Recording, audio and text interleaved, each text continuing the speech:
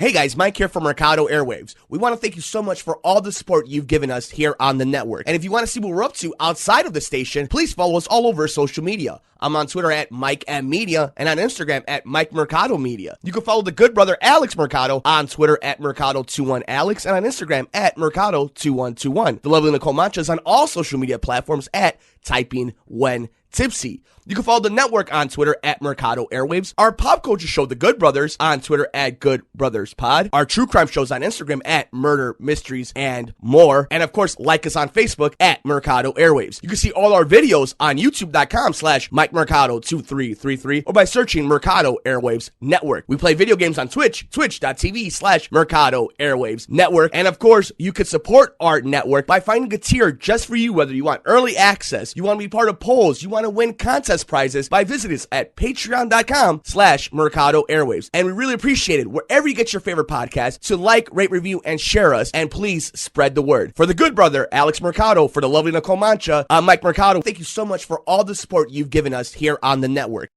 Welcome, everybody, to Sports from the Couch here on the Mercado Airwaves Network. I'm your host, Mike Mercado. I want to thank you all so much for making us a part of your day. And it is Christmas time here in the NFL world. The 2020 NFL Draft will hit the airwaves in a digital format this year in just a couple of hours. It is just about to be 2 p.m. in the greatest city in the world, Chicago, Illinois. And I decided that you guys deserve a treat. And the best treat to give you guys on draft day is bringing in one of the best in the business to talk NFL football and draft news. The one, the only, from the Daily Blitz.blog. You can follow him on Twitter at Daily Blitz _61, at NYS Finest 90, Instagram, the NFL Analyst _61, the one, the only, best friend of the show, Christian Simpson. Christian, how you doing, my man? I'm hanging in there, man. How you feeling? I appreciate you for having me on. No doubt. How have you been doing during this coronavirus, a.k.a. COVID-19 pandemic? You know, it's been a little rough because I do have anxiety, and anxiety mixed with grieving, it's not necessarily the greatest, the greatest combination, but I find ways to keep myself busy. And, I think it's rough for everybody, not just me, not just my family. I just think, this hold on life has really taken a toll on a lot of people, and I just told everybody staying safe out there by all means. And we hope you and yours are being safe and sound, my friend. And you mentioned that it is definitely trying to stay busy is the key to all this. And I know you've been staying busy because it is draft season. Hell, draft day is upon us. You have your mock draft coming up in just a little bit. So why don't we get into some of the conversation, my friend, about what has happened in this sport that refuses to sleep. And before we get to the 2020 NFL Draft, I need to get your thoughts on the news that hit Gronkowski out of retirement, putting away his 24/7 title with WWE, and joining his buddy Tom Brady and Tampa Bay to be a Buccaneer. What do you think about this? I knew he was done after he won that third Super Bowl. I don't know if you ever saw that press conference he gave where he was talking about some of the head injuries that he has suffered through his playing career. And he said instead of celebrating the Super Bowl victory, he was in bed crying because he was in such pain. And football, it's a sport that takes a toll on you, not just mentally, but physically and emotionally and psychologically as well. A lot of guys haven't really been the same after playing the game. That's why I think you see so many guys walking away at an early age now than you have before in previous years.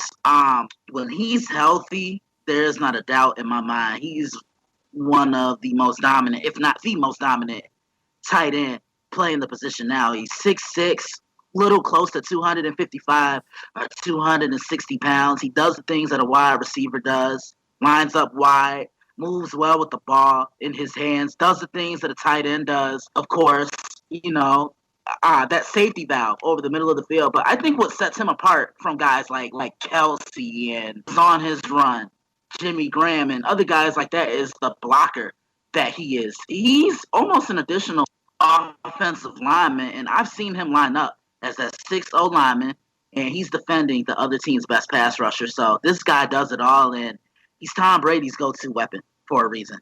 There have been times when Brady would just throw it up, and Gronk would just come away with it. And I mean, they've connected 78 times for touchdowns. And I haven't seen Brady in sync with a weapon like this probably since the days of Randy Moss. 2014, 15 games played. 2015, 15 games played. 2016, 8 games played. 2017, 14 games played. And 2018, 13 games played. So, of course, we know how much talent is in that man's body, but we do have to address the issue of he can't stay healthy, and he was breaking down when they were winning a Super Bowl. It can't get better with age. Even if you're feeling better right now because you've had an offseason, it can't feel better, or he's going to be that much better with age in a sport that ages you out really quickly. Right. And that's the thing I think everybody's going to be looking forward to. When he lost a lot of weight, he's a lot slimmer now than what he was, say, 2-3 years ago when he was last playing. So, usually most tight ends are 255, 260 pounds. I wouldn't be surprised if he was at least 250. But I will say this, on paper, this looks good. You have Brady.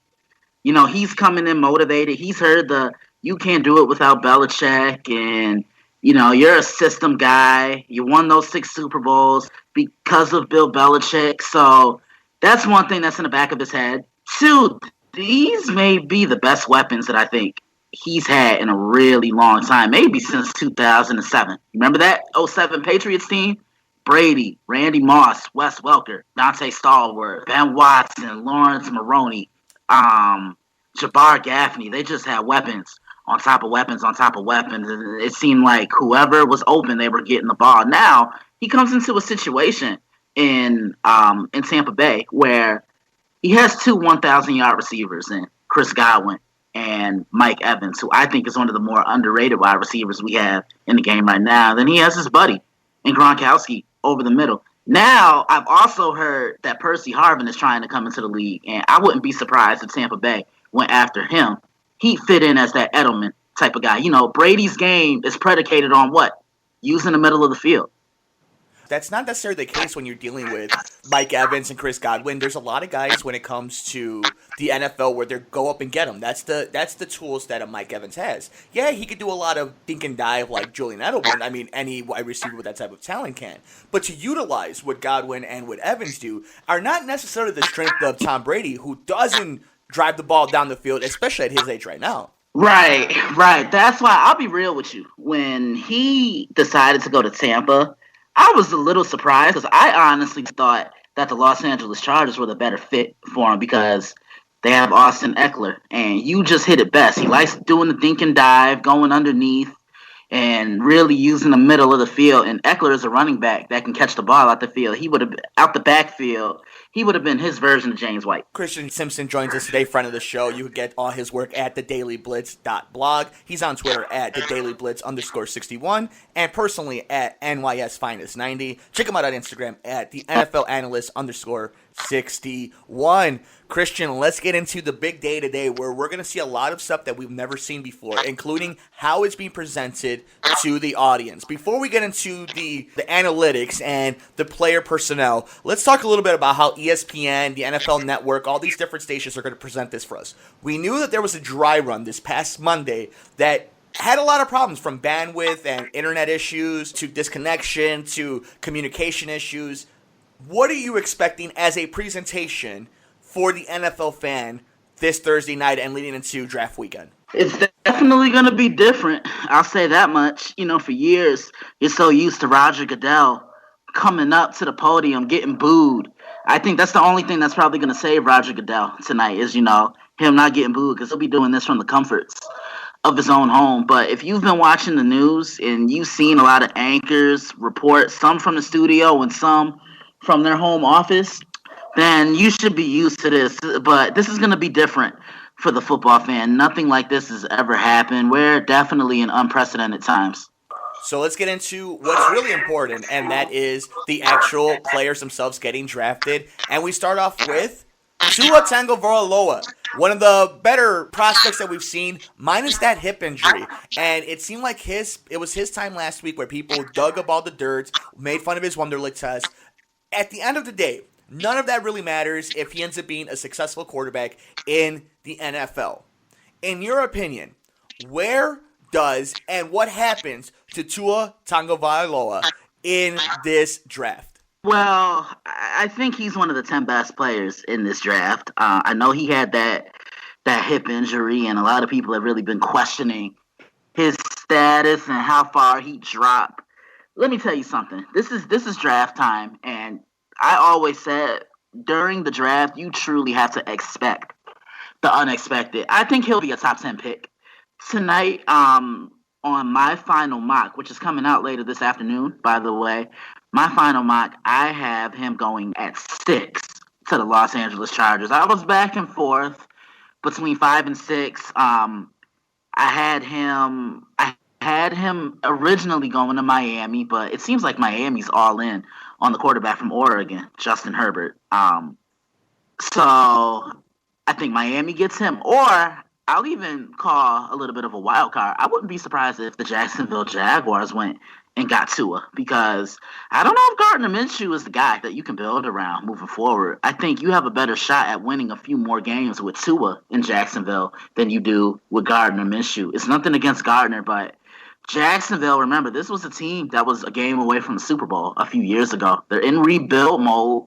Why not get a guy like a Tua, a guy that's going to put fans into the seats? You know, Jacksonville hasn't really had that type of player to talk about in quite some time. So why not go and get a guy like a Tua Tagovailoa tonight? Who would you want in your organization, leading your organization for the next 10 years, Tua or Justin Herbert? Wow, that's a good question. I'm going to say Tua, because Tua has that big game experience. You know, he has a championship with Alabama, led them to another championship, and then they fell short to Clemson. That's the one thing about Justin that I think the biggest knock on him has been, you know, he isn't a leader, but you also have to realize there are two types of leaders in this game. There are the guys that are vocal, there are the guys that lead by example, and if you're blessed enough, you'll get the guys who are able to do both. And maybe he's the guy that just leads by example, you know, kind of like how Eli Manning was. Eli didn't say a lot, he led by example. When he led, the team followed, and maybe Justin can be that type of guy as well. Jalen Hurts, Jordan Love,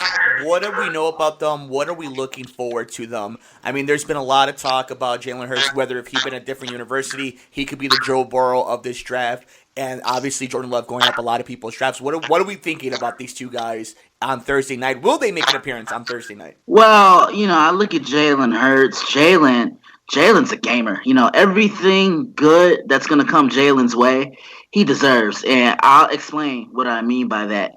He gets benched for Tua, doesn't say anything, doesn't complain, doesn't go on social media and bash anybody. He handled the situation with a lot of dignity, a lot of grace, humility, and class. And he goes to Oklahoma, puts them on his back, was a Heisman candidate for most of the year until they fell short to LSU in the college football playoff. You know, I think he could be a starter for years to come. You know, I've seen his name linked to Pittsburgh. Maybe the Steelers go and get their successor to Ben Roethlisberger, because he has, I don't know how much longer Ben has. Ben looks like he's about to fall apart any day now. He's been in the league for quite some time. You know, he's coming off an arm injury where he needed Tommy John surgery, and he had to miss the rest of the year, and he's not getting any younger. I think he's, 37, 38 years old? He's been doing this for quite some time, and it's crazy to consider Ben Roethlisberger an elder statesman of the National Football League. I remember when he first came into the league, and then Jordan Love, this is a name you're seeing a lot more of on people's draft boards and a lot of people's mock drafts as well. You know, I could see a team even like New England going after him. Why not? New England needs a quarterback. Do you have a lot of faith in Jarrett Stidham? That's to be determined. Brian Hoyer? Yeah. Not at all. Or maybe even the Saints. Who knows how much longer Drew Brees has. And it doesn't seem like the Saints want to move forward with Taysom Hill as their quarterback. So there's still a lot of questions and a lot of question marks up in the air for this. But those are definitely two very intriguing names when you're speaking quarterbacks in the NFL draft. You mentioned it just now. What are the chances that not only the Patriots draft a quarterback in the first round of the NFL draft, but what are the chances that New England and Bill Belichick use some of the picks, use some of the maneuvers, and go after Tua? I wouldn't be surprised. Like I said, it's draft night. You got to expect the unexpected. anything can happen. I'll give you a perfect example of that saying. 2007, Randy gets traded to New England. Didn't hear a single thing about it. Did you? No. Didn't hear a single thing about it. So I wouldn't be surprised. I've even read some rumors where Kansas City's trying to go after a guy like a Henry Ruggs from Alabama, the wide receiver, which would be absolutely unfair for any team trying to defend the Kansas City Chiefs. You already have the best quarterback in football. You have the best tight end in football in Travis Kelce. You have a top 5 wide receiver in Tyreek Hill. You have McCole Hardman. Then you add Henry Ruggs. That's just more speed being added. And any team to defend the Kansas City Chiefs, they're definitely in for it. Man, I've even seen the Denver Broncos potentially moving up so they can get their hands on Jerry Jeudy. They are arguably one of the 2 or 3 best wide receivers we have in this draft class. This wide receiver class, I think, is going to be talked about for years to come moving forward.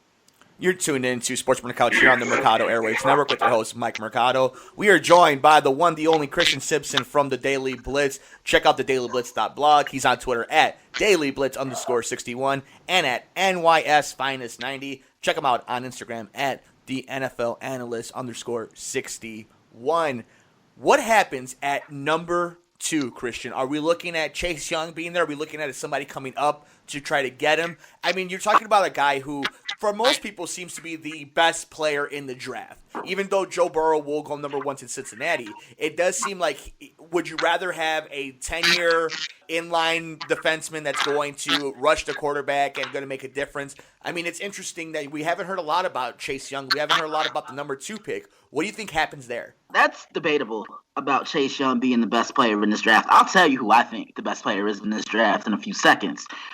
I think Washington goes and they do go get Chase Young. I mean, he's an absolute force up front. He's a poor man's version of Jadeveon Clowney. No power moves, but I think that can come with time. He's still young.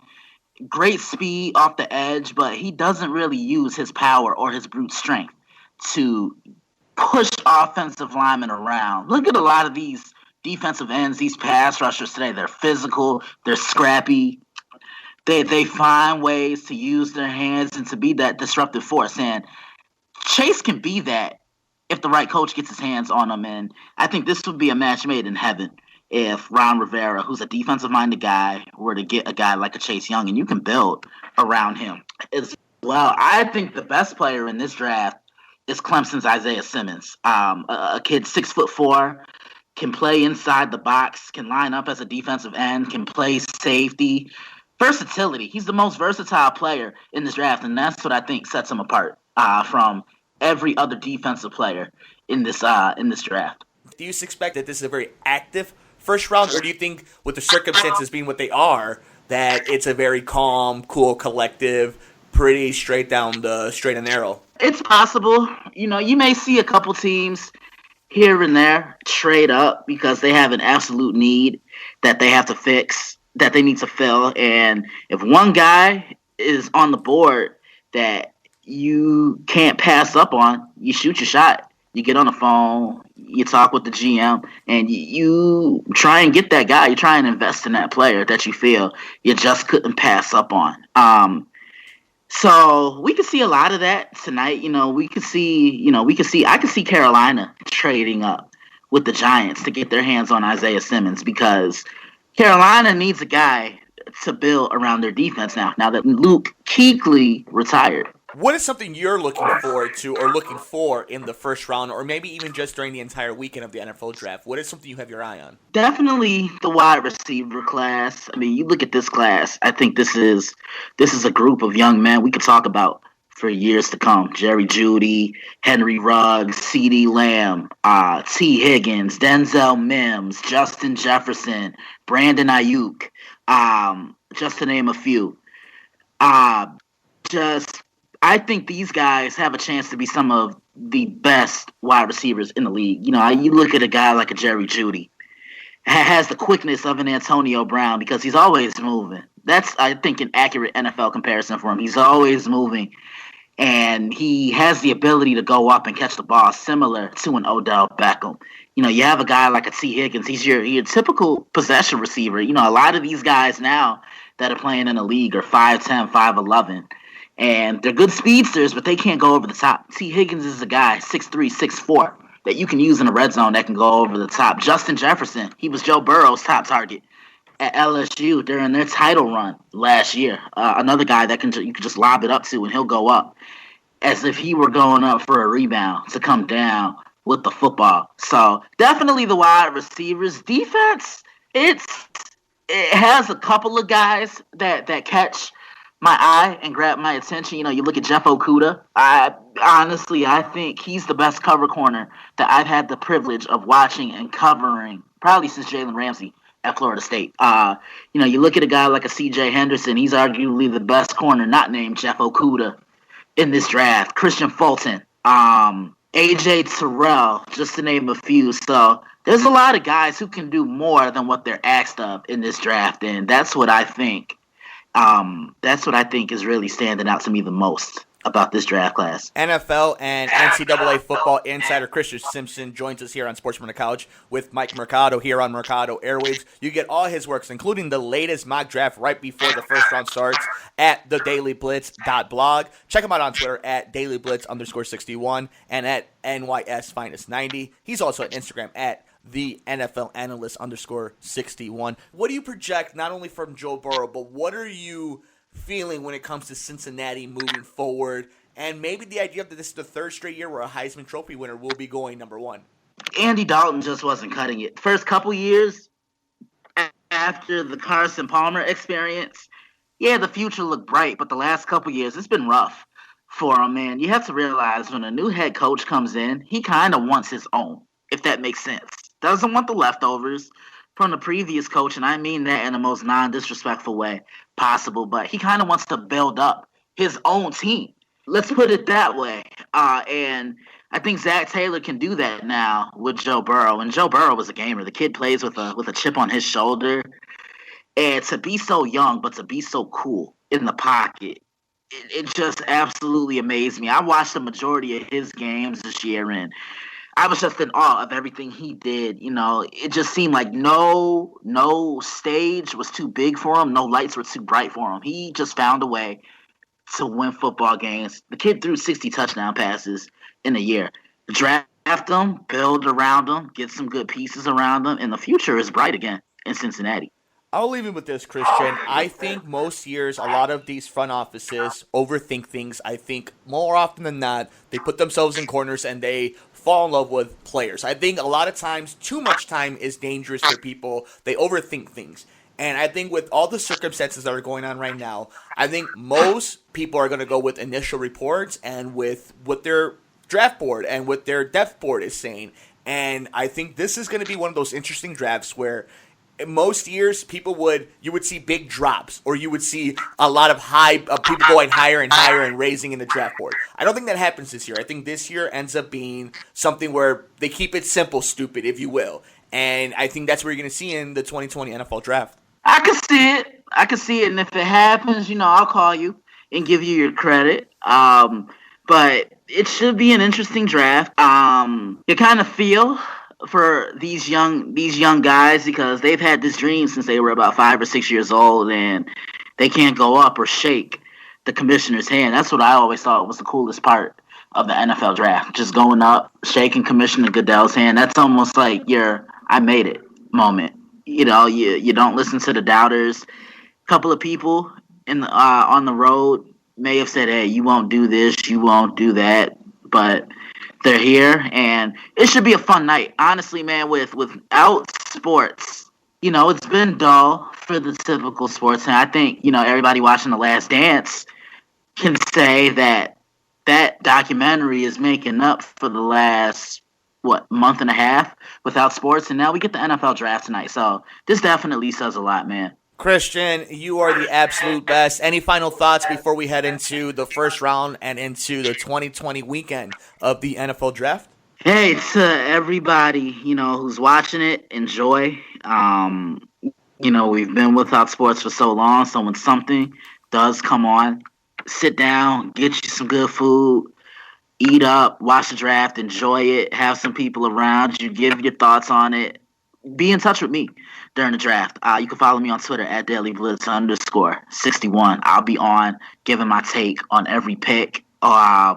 When 16 here gives me the audio of this recording, I will definitely post it on all of my social media sites.